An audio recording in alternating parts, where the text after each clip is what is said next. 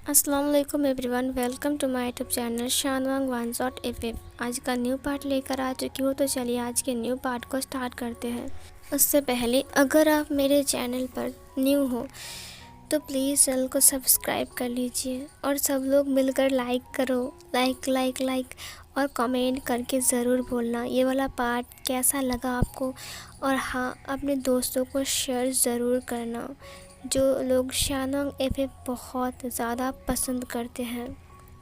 तो इस पार्ट की स्टार्टिंग करते हैं। इस पार्ट की स्टार्टिंग होती है हमें वांग जी को दिखाते हुए, जो कि स्ट्रगल कर रहा था वेइंग के छूट से निकालने के लिए, लेकिन वो खुद फंसा हुआ था, वो निकल नहीं पा रहा था वहाँ से। वेइंग को बहुत टाइम तक पुश करता है, धक्का देता है, लेकिन वेइंग वहाँ से हट नहीं रहा था। वांग जी अपने आप को बहुत ज़्यादा कमज़ोर समझता है। इधर जो वेइंग का जो हाथ था वो वांग जी की थाइस के ऊपर था और वो उसके थाइस को रब कर रहा था। वेइंग धीरे धीरे करके अपने हाथ को ऊपर की तरफ ले जाने लगता है, मतलब वांग जी की थाइस के ऊपर की तरफ रब करते हुए वांग जी से फील कर पा रहा था। अब वांग जी ने वेइंग के लिप्स के ऊपर बहुत ज़ोर से बाइट कर दिया ताकि वेइंग उससे अलग हो जाए, और ऐसा ही हुआ, वेइंग उससे अलग हो गया। वेइंग उसे हाँफते हुए देखने लगा। वांग जी घबराते हुए वो सोफे से नीचे आ गया और वो नीचे बैठ गया। उसने कहा, सर आप क्या कर रहे हो, ये गलत है। वेइंग ने कहा, अच्छा क्या गलत है? तुम्हारा वो गलत है ना, या फिर मेरा? वांग जी ने कहा, सर वो मैं सर। वेइंग ने वांग जी के हाथ को पकड़ते हुए कहा, तुम्हें याद है तुमने क्या किया है? तुम्हें भरपाई करनी थी ना, तो तुम भरपाई भी नहीं कर सकते हो। वांग जी ने कहा, मैं वांग जी अपने हाथ को छुड़ाते हुए कहा, सर मैं यहाँ पर काम करने आया हूँ। वेइंग ने कहा, तो अपना काम करो, मेरे पास आओ। वांग जी ने कहा, सर ऐसा मत कीजिए, मैं आपका हाथ जोड़ता हूँ। वेइंग उसके पास आ गया। उसके बाद उसने वांग जी के फेस से उसकी पसीने को हटाते हुए कहा, घबराहट हो रही है, डर लग रहा है मुझसे? वांग जी घबराने लगा, वो थर थर काँपने लगा। अचानक वेइंग के पास कॉल आ गया। उसने कहा, फिर से नहीं। उसने कॉल को दिखाते हुए कहा, गलत टाइम पर कॉल करने का इसका आदत बन चुकी है। उसके बाद उसने कॉल को उठाते हुए कहा, बताओ सोयांग। उसने वांग जी को देखा। उसने कहा, जाओ यहाँ से। वांग जी उठ गया और फिर वहाँ से निकल गया। सोयांग ने कहा, बॉस बैन रोहान कुछ प्लानिंग कर रहा है, क्योंकि उसकी आदमी की मौत पर वो शांत नहीं है। हमारे 2 आदमी को उसने पकड़ लिया है। वेइंग ने कहा, कुछ भी करके हमारे 2 आदमी को छुड़ाओ, उसके चंगुल से उन्हें बाहर निकालो। शुयांग ने कहा, यस बॉस। वेइंग ने कॉल को कट करते हुए कहा, उसके बाद वो बाहर आ गया। वो अपने बेड पर लेट गया और वो सो गया। इधर वांग जी को पूरी रात नींद नहीं आई थी। जब वेइंग ने उसके साथ हरकतें किया, वो बिल्कुल नॉर्मल नहीं था उसके लिए।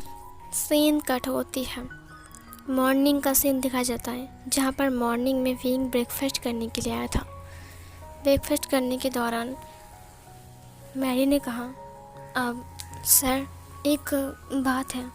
वेइंग ने कहा, कहो। उसके बाद मैरी ने कहा, वांग जी ने कहा कि उसे घर जाना है उसकी फैमिली से मिलने के लिए। वेइंग ने कहा, ओह अच्छा ठीक है, उसे कहना शाम को वापस आ जाए। ये सुनकर मैरी ने कहा, हाँ बॉस ठीक है। उसने वांग जी से कहा, तुम जा सकते हो, बॉस ने परमिशन दिया है, लेकिन तुम्हें शाम को वापस यहाँ पर आना पड़ेगा।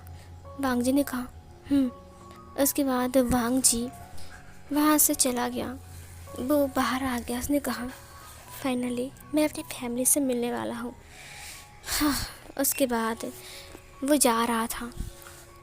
वांग जी ने नोटिस किया कि एक इंसान उसे घूर घूर कर देख रहा है, जो कि गाड़ी के अंदर बैठा हुआ था। उस इंसान ने वांग जी को बुलाया। वांग जी उसके पास आ गया। उससे कहा, यस। उस इंसान ने कहा, तुम्हें कहीं जाना है क्या? वांग जी ने कहा, हाँ घर जाना है। क्यों? फिर उस इंसान ने कहा, मुझे तुमसे कुछ हेल्प चाहिए। उसके बाद वांग जी ने कहा, क्या हेल्प चाहिए? उस इंसान ने कहा, मुझे तुमसे कुछ बात भी करनी है, तो तुम गाड़ी पे आ सकते हो, मैं तुम्हें छोड़ दूँगा।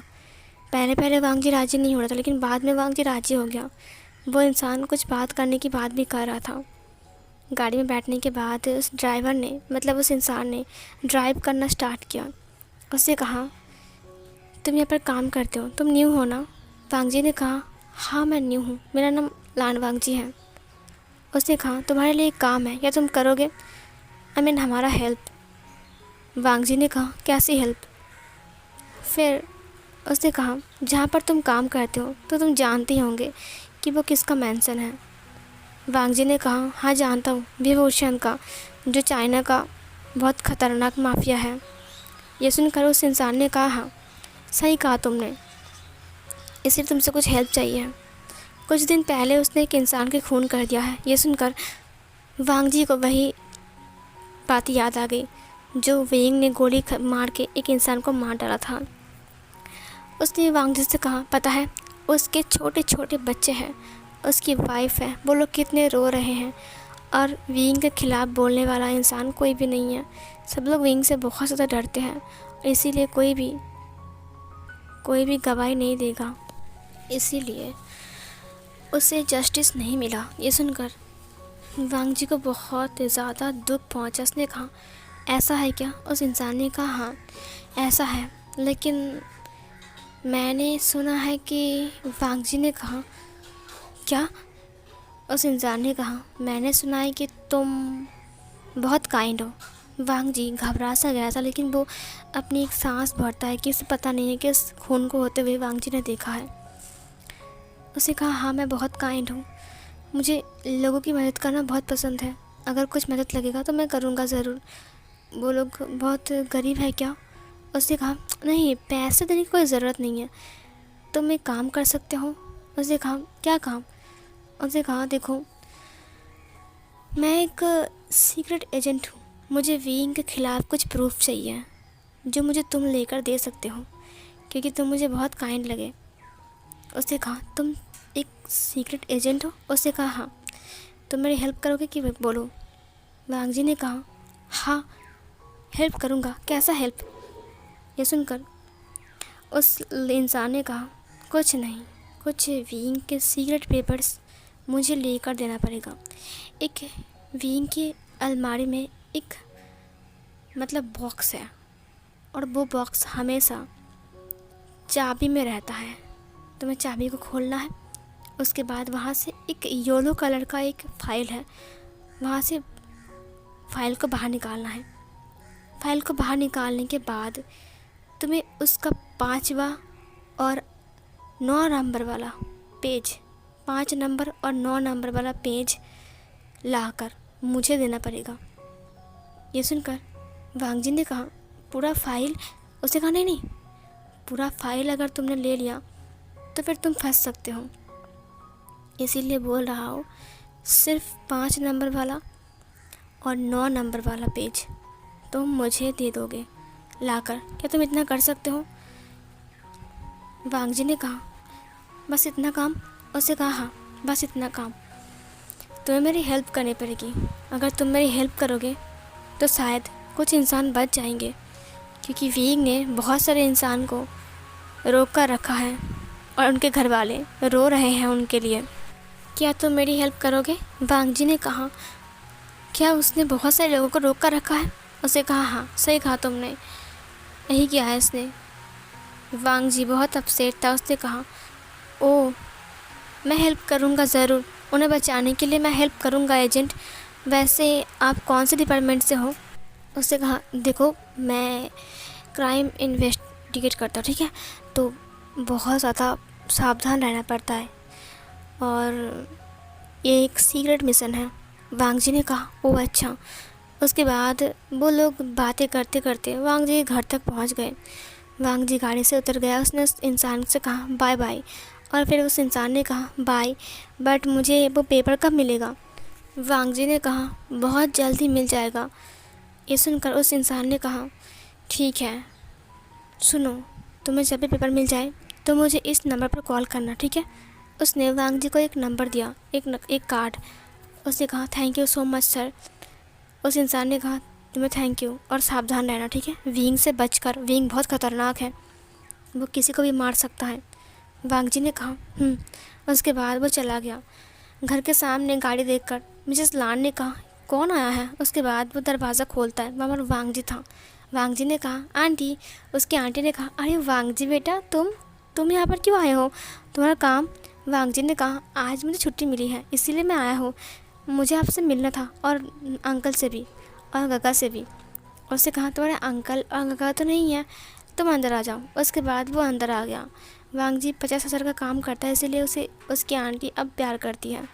उसकी आंटी ने उसे खाना खिलाते हुए कहा तो तुम कब जा रहे हो काम पर। वांग जी ने कहा मैं शाम को चला जाऊंगा आंटी, वैसे मैं वहाँ पर काम कर रहा हूँ ना, पता है उन्होंने हमें एक रूम दिया है, मतलब हर किसी का अलग अलग रूम है। पता है मेरे रूम में एसी भी है और इतना बड़ा सा रूम है, अटैच बाथरूम है, एक बेड है बड़ा सा, एक अलमारी है, एक ड्रेसिंग टेबल है, वहाँ पर बैठने के लिए सोफ़ा भी है, पता है आपको। हाँ। उसकी आंटी ने कहा वो लोग बहुत अमीर है क्या। वांग जी ने कहा हाँ आंटी वो लोग बहुत ज़्यादा अमीर है। उसकी आंटी ने कहा कितने लोग रहते हैं घर में। वांग जी ने कहा सिर्फ एक इंसान रहता है। हाँ बहुत अमीर है। उसकी आंटी ने कहा वाह बहुत अमीर होगा शायद। अच्छा ठीक है तो फिर तुम कब निकलने वाले हो। वांग जी ने कहा हाँ मैं निकल जाऊँगा। थोड़े वक्त बीत जाता है। शाम के टाइम जब लान कोरैन और सिचैन वापस आते हैं तब वांग जी के साथ उनकी मुलाकात होती है और फिर खाना खाने के बाद वांग जी उन्हें बाय बोलकर जा रहा था। शाम के टाइम वांग जी ने बहुत सारे टैक्सी को रोका लेकिन वो लोग नहीं रुके। थोड़ी देर बाद एक टैक्सी रुकता है और फिर वांग जी चलने लगता है। उस टैक्सी में चढ़ गया और फिर वो जाने लगता है। थोड़ी दूर जाकर एक जैम में वो टैक्सी फंस गया और वो रुक गया। वांग जी ने कहा क्या हुआ, तुम रुक क्यों गए। उस ड्राइवर ने कहा पता नहीं सामने कुछ हुआ होगा इसीलिए जैम लग गई है। वांग जी ने कहा रुको मैं देख कर आता हूँ। उसके बाद वांग जी गाड़ी से बाहर आ गया और फिर देखने गया एक लड़की ने एक स्कूटर को टक्कर मार दिया है और उस स्कूटर वाले की हालत बहुत ज़्यादा ख़राब है और लड़की बोल रही है मेरी कोई गलती नहीं है बल्कि इसकी गलती है और इसने ही मुझे जानबूझकर धक्का मारा, मेरी कोई गलती नहीं है।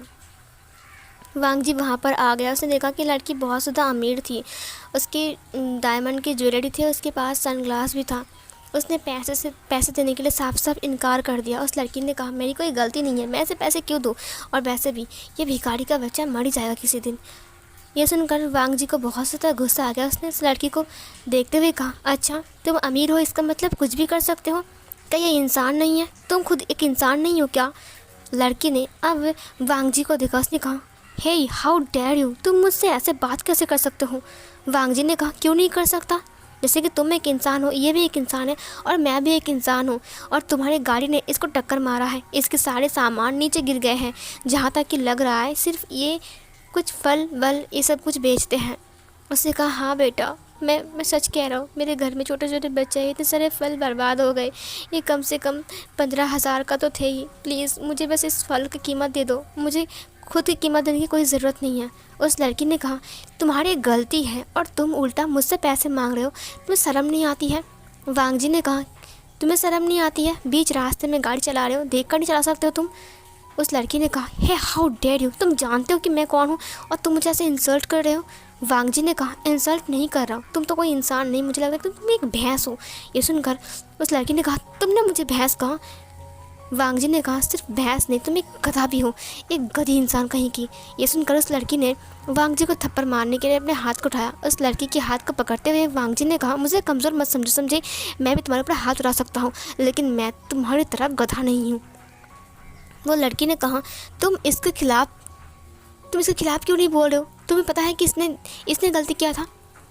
वांग जी ने कहा मैं जानता हूँ कि किसने गलती किया था, तुम लोग आवारा लड़कियाँ, जो लोग बहुत ज़्यादा अमीर होते हैं ना, गाड़ी को ऐसे चलाते हैं जैसे कि वो इंसान ही नहीं बल्कि भगवान है और किसी को भी टक्कर मारते हैं और उसके बाद गलती उस गरीब को देते हैं।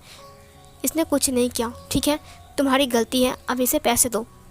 उस लड़की ने कहा मैं तुम्हें देख लूँगा, सबके सामने तुमने मुझे इंसल्ट किया। वांग जी ने कहा अगर तुमने अभी इसी वक्त पैसे नहीं दिया तो मैं पुलिस को कॉल करूँगा और सब कुछ बोलूँगा, उसके बाद वो फैसला लेगा। उस लड़की ने कहा तुम जानते नहीं हो मुझे। वांग जी ने कहा तुम जानते नहीं हो मुझे, ठीक है। उसके बाद उस लड़की ने अपने पर्स से पैसे निकाला और फिर उस इंसान को देते हुए कहा ये लो तुम्हारे पैसे, भिखारी कहीं का, हटो यहाँ से। उसके बाद उस लड़की गाड़ी में उठ गई और फिर चला गया। बूढ़ा इंसान ने कहा शुक्रिया बेटा, तुम्हारे वजह से मुझे पैसे मिल गए, नहीं तो वो नहीं दे रही थी। वांग जी ने कहा कोई बात नहीं, अब आप साइड हट जाइए, ठीक है। उसने कहा ठीक है। उसके बाद वो साइड में चला गया। वांग जी अपनी टैक्सी में आ गया। उसने कहा चलो। उस टैक्सी ड्राइवर ने कहा, आपकी बहुत हिम्मत है। वांग जी ने कहा, क्यों? उसने कहा, क्योंकि कुछ लोग ना चुप थे, बातें नहीं कर पा रहे थे, लेकिन आपने बहुत कुछ बोला। हाँ, आपको डर नहीं लगता ना किसी से? वांग जी ने कहा, नहीं, मुझे डर नहीं लगता किसी से। वो लड़की, कैसी? मतलब कुछ भी यार, मतलब वो कुछ भी करेगी। उसने कहा, हाँ, आजकल की लड़कियां, जो लोग अमीर है ना, वो खुद को कुछ और ही समझता है। पापा के पैसे से वो लोग कुछ भी करते रहते हैं। हम जैसा इंसान कहाँ से मिलता है सर? वांग जी ने कहा, कोई बात नहीं। उसके बाद वांग जी उस मेंशन के सामने आकर रुक गया। उसने कहा, रुको रुको, यहाँ पर, मुझे यहीं पर ही जाना है। उस इंसान ने कहा, क्या आप इस मेंशन में रहते हो? वांग जी ने कहा, हाँ, क्यों? उसने कहा, ओ माय गॉड, आप तो बहुत अमीर हो। वांग जी ने कहा, नहीं, ये मेरा घर नहीं है, मैं यहाँ पर काम करता हूँ। उस टैक्सी ड्राइवर ने कहा, जो लोग यहाँ पर काम करते हैं उनकी सैलरी बहुत ज़्यादा हाई है, मुझे पता है। कोई बात नहीं, चलिए मैं चलता हूँ। वांग जी ने कहा, ठीक है, तुम जाओ। उसके बाद वो चला गया। वांग जी घर में आ गया। उसने मैडी से बात किया। मैडी ने कहा, हाँ, तुम सही वक्त पर आ चुके हो, अभी भी शाम हुई है। वांग जी ने कहा, मैं और पहले आ जाता।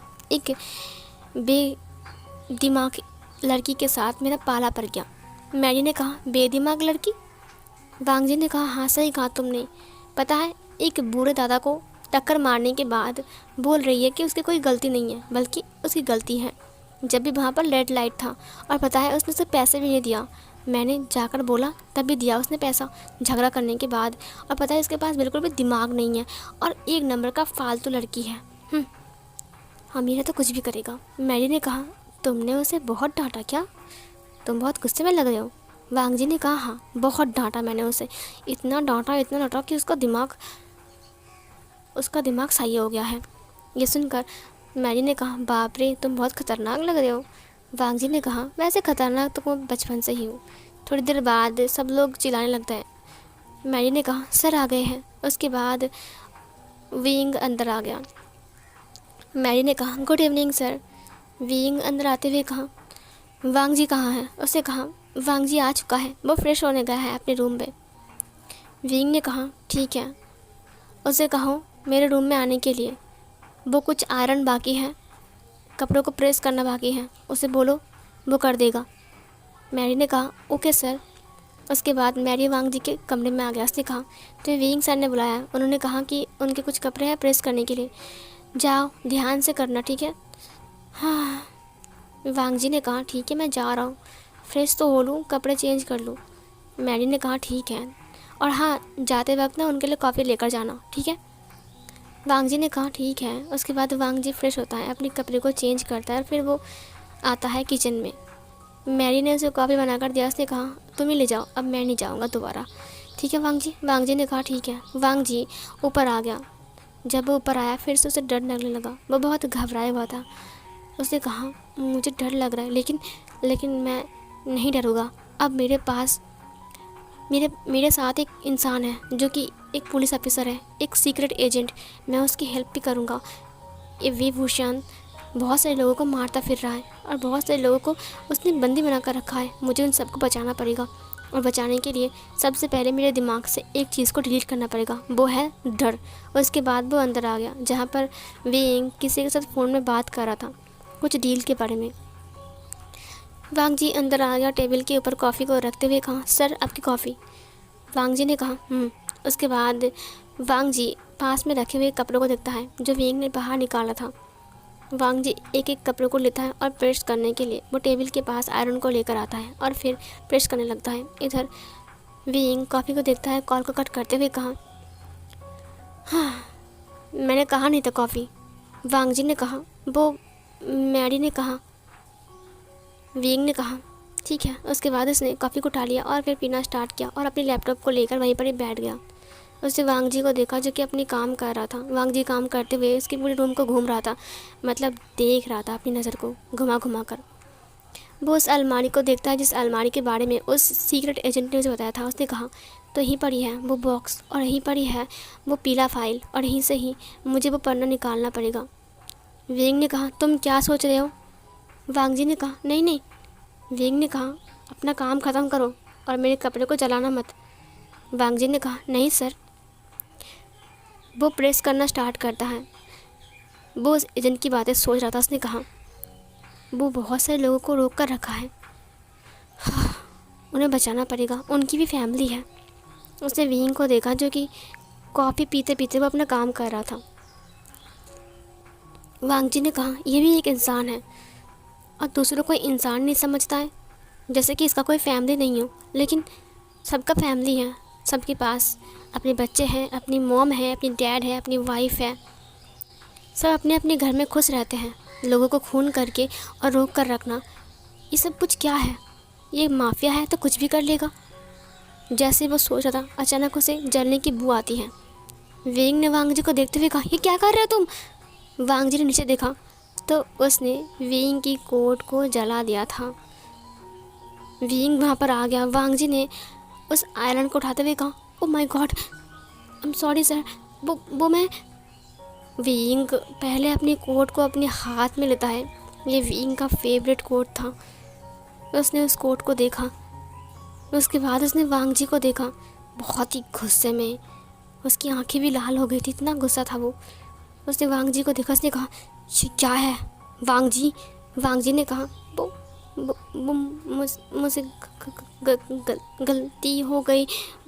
वो ना मैं। वांग जी घबराने लगा।